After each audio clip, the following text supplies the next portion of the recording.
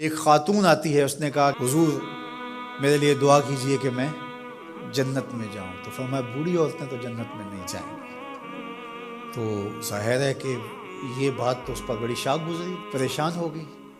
تو اس نے رونا شروع کر دیا. تو فرمایا نہیں بوڑھی عورتیں جنت میں نہیں جائیں گی. خاصی پریشان ہوئی. تو حضور نے مسکرا کے کہا جو بھی جائیں گی جوان ہو کے جائیں گی. جنت میں بڑھاپا نہیں ہوگا. 33 سال کی عمر کا ہر شخص ہوگا، مرد بھی اور عورت.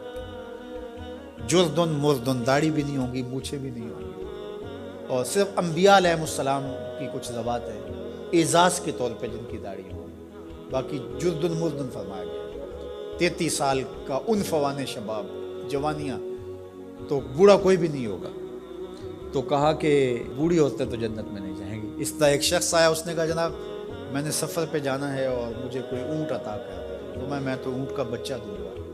اس نے کہا حضور میں نے بچے کو کیا کرنا، نہ بوجھ اٹھا سکے نہ سوار اس کے اوپر ہوا جا سکے. کہا میں تو بھائی بچہ ہی دوں گا.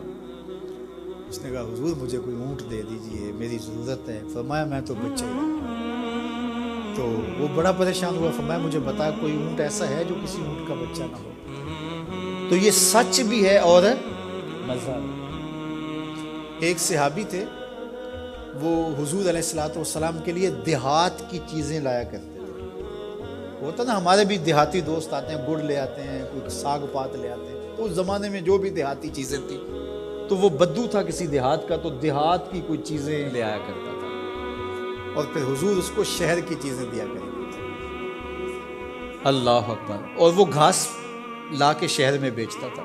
تو ایک دن وہ بازار میں گھاس رکھ کے بیچ رہا تھا. حضور علیہ السلام چپکے سے پیچھے سے گئے اور اس کی آنکھوں پر ہاتھ رکھے. اس کو ہماری زبان میں کہتے ہیں کولی بھرنا. کیا کہتے ہیں؟ کبھی آپ نے بھی کسی دوست کی کولی بھری ہوگی نا. جب کوئی آپ کا بڑا گوڑا دوست ہو، اس سے آپ کا ہلکا پھلکا مزاح بھی ہو، تو آپ پیچھے سے آ کے چپکے سے اس کی آنکھیں بند کر دیتے ہیں. آپ دیکھنا چاہتے ہیں کہ یہ ہر وقت میرا ذکر کرتا رہتا ہے، میں دیکھوں کہ اب اس کے لب پہ سب سے پہلے کس کا نام آتا ہے. ایسا ہی ہوتا ہے نا کہ بندہ پوچھتا ہے کہ کس نے میری آنکھوں پہ ہاتھ رکھے، اور انسان کے دماغ میں پہلے وہ نام آتے ہیں جن سے وہ بڑی محبت کرتا ہے. تو کولی بھرنے کا مقصد ہی یہ ہوتا ہے کہ میں دیکھوں کہ میرا نام کس نمبر پہ آتا ہے، اور اس کی کوشش ہوتی ہے کہ میں پہلی مرتبہ ہی بوجھ لوں. اللہ اکبر. تو حضور نے آ کے کولی بھر لی.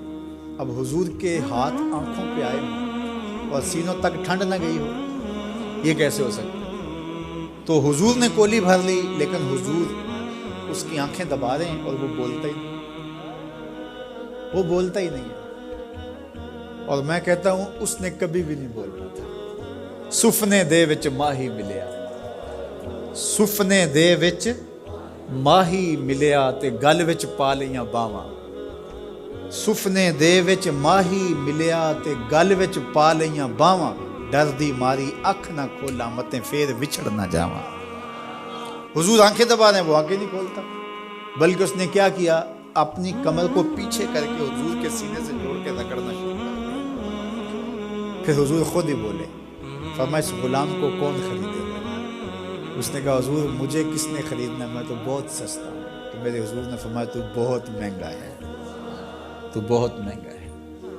فرمایا کرتے تھے یہ ہمارا دیہات ہے، ہم اس کے شہر ہیں. تو یہ حضور کا مزاح ہے. تو مزاح کرنا جائز ہے، لیکن حضور نے آ کے کولی بھری نا. کسی صحابی کو جرأت تو نہیں ہے کہ آ کے حضور کی کولی بھر لے. تو چھوٹا بڑے سے مزاح نہ کرے، بڑا چھوٹے سے مزاح کرے.